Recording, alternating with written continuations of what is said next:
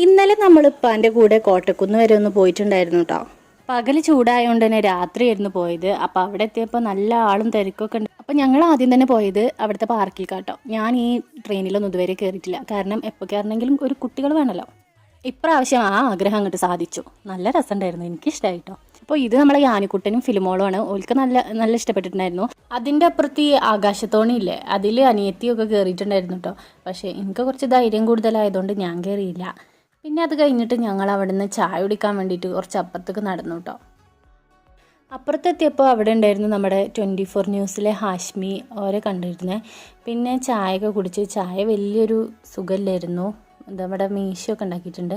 അപ്പോഴേക്കും ഉമ്മാക്ക് അവിടെ ഒരു കുടുംബക്കാരെ കിട്ടിയിട്ടോ. അപ്പോൾ കുറച്ച് നേരം അവിടെ വർത്താനം പറഞ്ഞു. പിന്നെ ഞങ്ങൾ ഇപ്പുറത്ത് പാർക്കിൽ പോയിട്ട് കുറച്ച് നേരം അവിടെ ഓരൊക്കെ കളിച്ച്, പിന്നെ അതൊക്കെ കഴിഞ്ഞ് ക്ഷീണിച്ചപ്പോൾ ഞങ്ങൾ സാൻഡ്വിച്ചൊക്കെ കഴിച്ചിട്ടുണ്ടായിരുന്നു. പിന്നെ ഞങ്ങൾ തിരിച്ചു പോന്നു കേട്ടോ.